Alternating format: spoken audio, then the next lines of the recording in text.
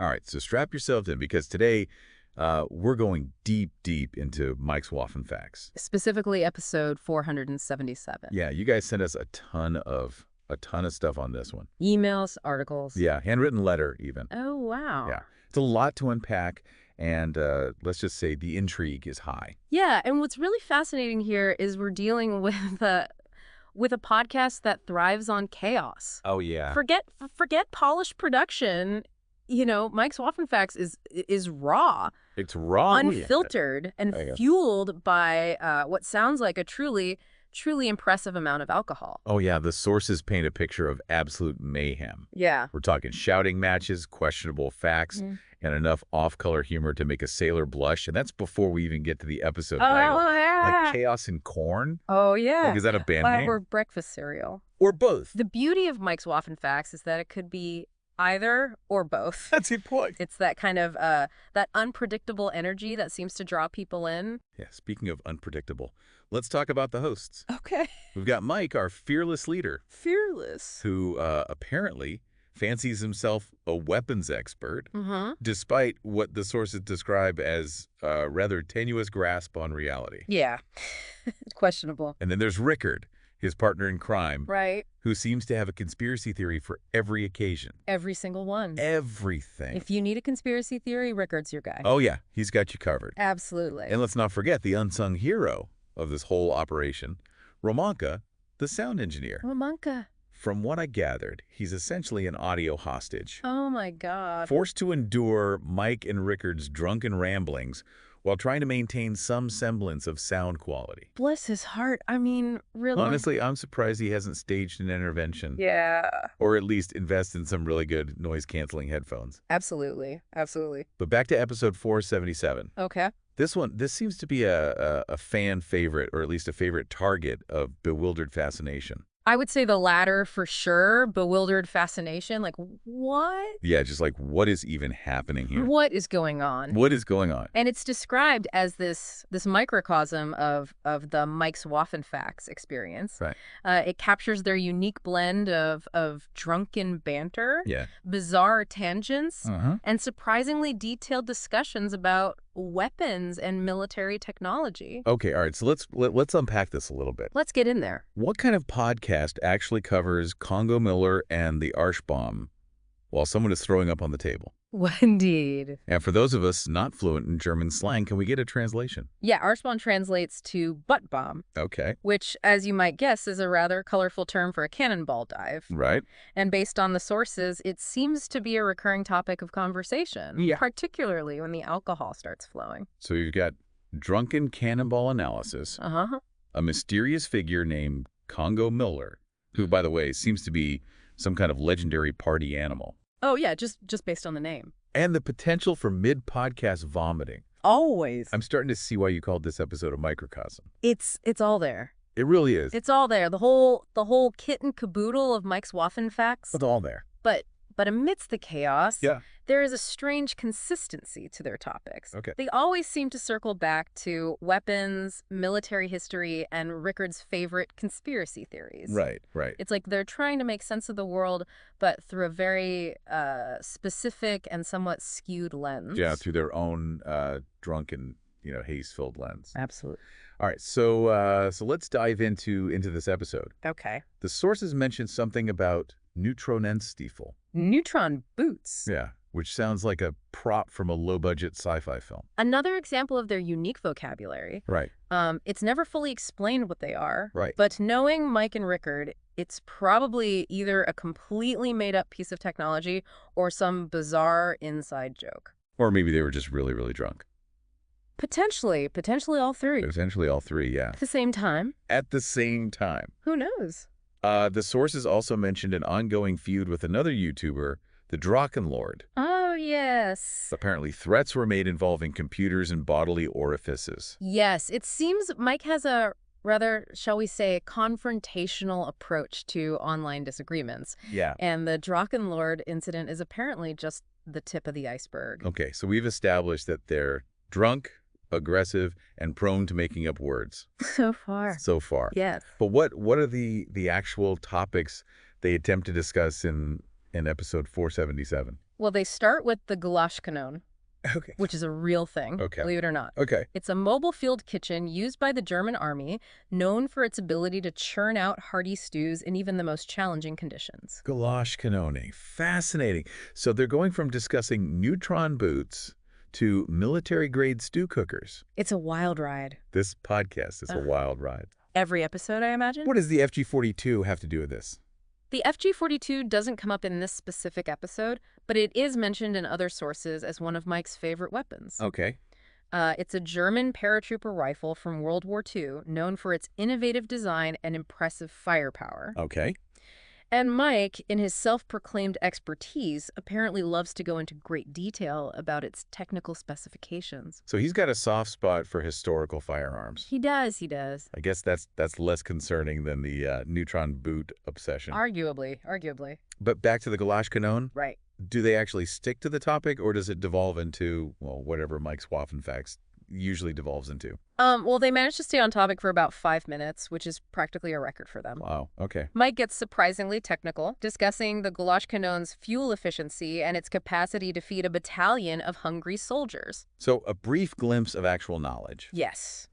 Color me impressed. You don't get too excited. Rickard quickly steers the conversation into familiar territory, claiming that the Gulaschkanone is actually a secret government weapon disguised as a harmless field kitchen. Oh, no. He goes on a rant about chemtrails and a shattery Vulcan-Bricker project, which apparently translates to cloud-breaking project. Hold on. He thinks the government is using stew cannons to control the weather. That's Rickard for you. Now, that's a conspiracy theory I haven't heard before. You gotta give him points for originality. I do. Even if it's completely unfounded. And it gets even weirder. Of course it does. Mike, never one to be outdone, chimes in with a claim that his own flatulence is powerful enough to disperse rain clouds. Oh my God. Okay. All right. Like officially concerned and slightly nauseous. Understandable. But, you know, in a weird way, their dynamic is kind of endearing. I see me. It's like they're two kids playing make-believe with increasingly absurd scenarios. Yeah, there's a strange innocence to their chaos. Even when they're discussing potentially dangerous topics, it's almost as if they're oblivious to the real-world implications of their words. Yeah, maybe that's part of their appeal. Maybe. They offer a kind of escapism. Yeah. A world where logic and reason take a backseat to drunken speculation and outrageous claims. Absolutely. And speaking of outrageous claims, they briefly touch on the topic of particle cannons. Oh, yeah. Specifically, new models being developed by a group calling themselves the Solar Soldatenstaffel. The Soldier Squadron? Wait, they're talking about space soldiers now. Yeah. Is this like a bad sci-fi movie? It's never entirely clear whether they're serious or just making things up as they go along. Right. But they do mention a specific weapon system, the Donnerkeil. Donnerkeil. Catchy name. It means thunderbolt. I'm guessing this isn't some harmless weather balloon we're talking about. I would say not. Yeah. Based on Mike's description, it sounds like a weaponized satellite capable of firing concentrated beams of energy. Of course, Rickard immediately jumps in with his own theory, claiming that the Solar Soldatenstaffel is actually a front for an alien invasion force. Of course he does. Of course. Aliens, government conspiracies, weaponized stew cookers. Is there anything these guys won't believe? It's a good question. It is. And it's one that we might never have a definitive answer to. Right. But that's part of what makes Mike's Waffenfacts so intriguing. Okay. They present a world where anything is possible. Yeah. Where the line between fact and fiction is constantly blurred. It's like they've created their own alternate reality, governed by a unique set of rules, and populated by bizarre characters like Congo Mueller and the Solar Soldatenstaffel. Exactly. I'm almost tempted to believe them just for the sheer entertainment value. I get it. But then we have to remember that they are real people with real influence. Absolutely. And that's where things get a bit more complicated. Yeah. It's easy to laugh at their antics, but there's a darker side to all of this. The sources mention an underlying theme of toxic masculinity. Yeah. A glorification of violence and aggression that can't be ignored. Absolutely. And that's something we need to address. Right. The episode takes a rather disturbing turn when they start discussing 10 new Arschbomben techniques. Oh, boy. With Mike praising the manliness of a particularly forceful cannonball dive. I mean, what? Wait, so they go from discussing potential weapons of mass destruction to analyzing cannonball dives. Yep. Talk about a tonal shift. It's jarring, to say the least. Yeah. And it highlights the way they blend humor, aggression, and a very particular worldview into a strangely compelling package. It's like they're playing with fire, unaware of the potential consequences. Right. But maybe that's the point. Maybe they're intentionally pushing boundaries. Yeah. Forcing us to confront the uncomfortable realities of online culture. It's a possibility, and it's something we need to consider as we continue to explore their world. So we've got Arschbomben analysis, alien invasion theories, and a healthy dose of toxic masculinity. Yep. Where do we go from here? Well, things get even more chaotic when Rickard, in a moment of drunken inspiration, decides to show off his newfound ability to do a somersault. Oh no, I can already see this ending badly. Naturally, it does. Okay. He crashes into Mike, spilling beer everywhere and sparking a furious rant about the importance of spatial awareness and the dangers of excessive alcohol consumption. So a lesson in physics and responsible drinking, courtesy of Mike's Waffenfacts. You got it. Who would thought? But ever the entrepreneur, Mike manages to turn the incident into a promotional opportunity. Plugging his new perfume, Kampfgeist. Kampfgeist perfume. That's something. He means fighting spirit. What does fighting spirit even smell like? According to Mike, it's a blend of gunpowder, leather, and the sweat of a victorious warrior. Oh. Rickard, despite being covered in his own vomit, enthusiastically agrees that it smells männlich, which I believe translates to manly. Okay, that's enough internet for one day. Yeah. I need a shower and a strong dose of reality. Yeah. But, as much as I want to dismiss them as a couple of drunken idiots, there's something undeniably fascinating about Mike's Waffenfacts. I agree. They're a product of their environment. Right. A reflection of the online world we live in. Yeah. Where information, misinformation, and entertainment collide in a chaotic and often unsettling mix. They're a puzzle. Yeah. A paradox. A cautionary tale. Right. And a source of endless amusement all rolled into one. All in one. And I think that's what keeps us coming back for more, even if we're not entirely sure why. They challenge our assumptions, push our buttons, and force us to confront the absurdity of it all. Yeah. And sometimes that's exactly what we need. So as we wrap up our deep dive into episode 477, what are the key takeaways? Yeah. What can we learn from this chaotic, confusing, and strangely compelling piece of audio history? Well, they managed to stay on topic for about 5 minutes. Which is practically a record for them. Yeah. Mike gets surprisingly technical discussing the goulash canon's fuel efficiency and its capacity to feed a battalion of hungry soldiers. So a brief glimpse of actual knowledge. Yes, a fleeting moment of lucidity. Color me impressed. Don't get too excited. Okay. Rickard quickly steers the conversation back into familiar territory. So bien. Claiming that the goulash canon is actually a secret government weapon disguised as a harmless field kitchen. Oh boy, here we go. He goes on a rant about chemtrails and a shadowy Wolkenbrecher project, which apparently translates to Cloudbreaking Project. Hold on, he thinks the government is using stew cannons to control the weather. That's our Rickard. Now that's a conspiracy theory I haven't heard before. Always pushing the boundaries. I gotta give him credit for creativity. You gotta give him that. Now, even if it's utterly unfounded. And it gets even weirder. It always does. Mike, never one to be outdone, chimes in with a claim that his own flatulence is powerful enough to disperse rain clouds. I'm officially concerned and slightly nauseous. I think we all are. But in a weird way, their dynamic is kind of endearing. It is. It's like they're two kids playing make-believe with increasingly absurd scenarios. There's a strange innocence to their chaos. Yeah. Even when they're discussing, potentially dangerous topics. Right. It's almost as if they're oblivious to the real-world implications of their words. Yeah, maybe that's part of their appeal. Maybe. They offer a kind of escapism, a world where logic and reason take a back seat to drunken speculation and outrageous claims. Absolutely. It's pure entertainment. It really is. It's divorced from reality in a way that can be quite refreshing. And speaking of outrageous claims, they briefly touch on the topic of particle cannons. Oh, yes. Specifically, new models being developed by a group calling themselves the Solar Soldatenstaffel, or Soldier Squadron. Solar Soldier Squadron. I love it. Wait, they're talking about space soldiers now? Apparently. Is this like a bad sci-fi movie we've stumbled into? It's never entirely clear if they're being serious or if it's just, the booze talking. Right.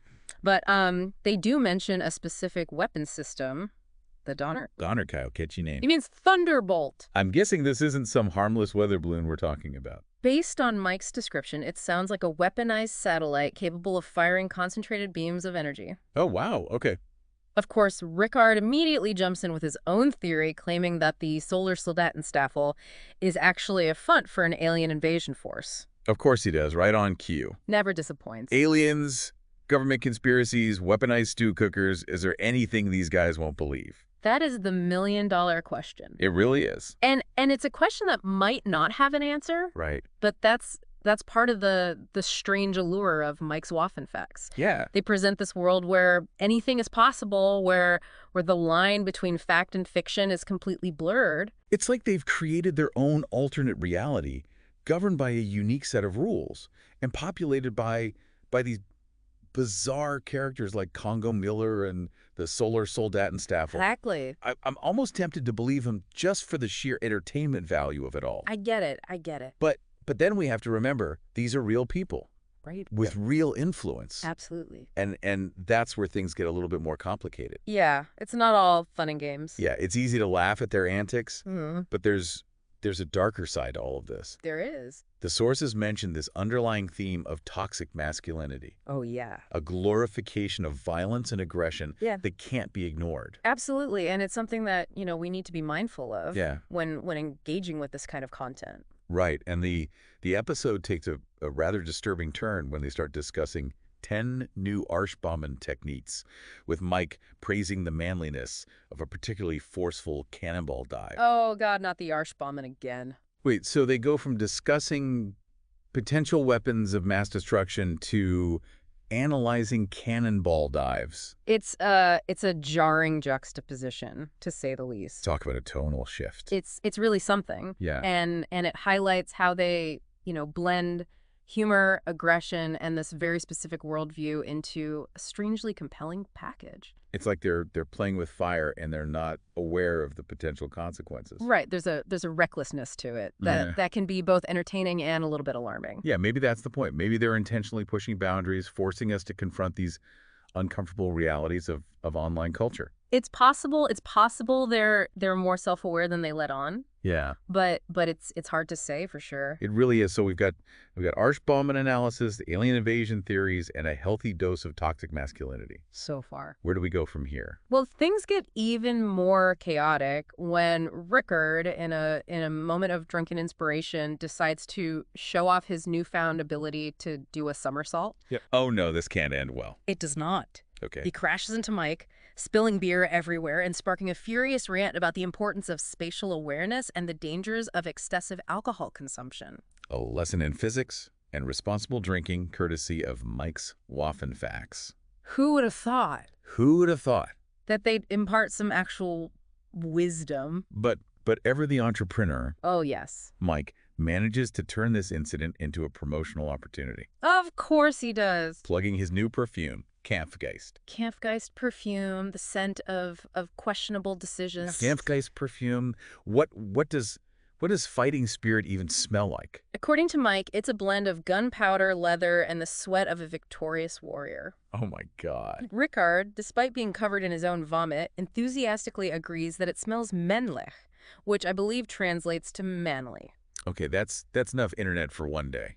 Yeah. I need a shower and a strong dose of reality. I think we all do. But as much as I want to dismiss them as just a couple of drunken idiots, there's something undeniably fascinating about Mike's Waffenfacts.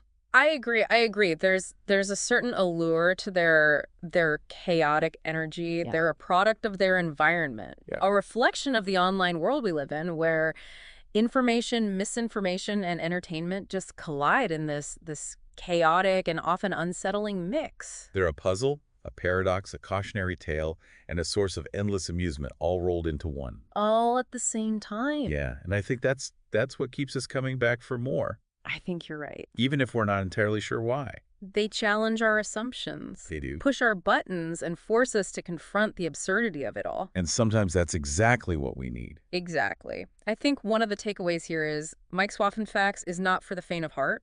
It's a lot. Sensory overload, roller coaster of drunken rants, conspiracy theories, questionable hygiene. But amid all the chaos, I feel like there are these these glimpses of something deeper, Oh, a yeah. reflection of our anxieties and preoccupations. Absolutely. Their obsession with weapons and military technology, I Wow. think it really speaks to a fascination with power and control, Yeah. something that definitely resonates with a certain segment of society. And Rickard's just constant barrage of conspiracy theories. Yeah. I feel like that taps into a deep-seated distrust of authority. Absolutely. This feeling that someone somewhere is pulling the strings. Right. And that's a sentiment that I think is becoming increasingly prevalent in today's world, Yeah.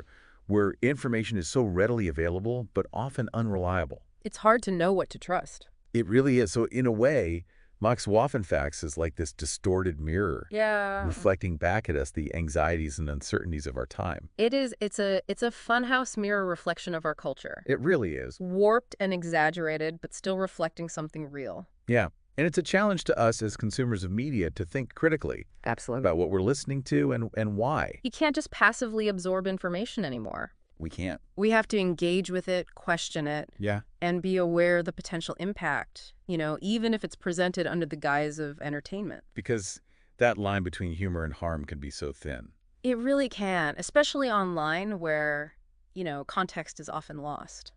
Yeah. So as we kind of wrap up this deep dive into Mike's Waffenfax, Yeah. what's the takeaway? I think don't dismiss the absurd. Yeah. It's easy to just write them off as Yeah. a couple of drunken idiots, but there's more to it than that. There is. They're a symptom of this larger cultural phenomenon, a reflection of all the complexities and contradictions of our time. And maybe by studying the absurd, we can actually gain a better understanding of ourselves. I think so. Yeah, so keep listening, keep questioning, and keep exploring this wild world of podcasts, because you never know what you might uncover, Absolutely. even in the most unexpected places. And who knows, maybe, just maybe, Mike and Rickard will teach us all a thing or two about the world, even if it's just what not to do after one too many beers.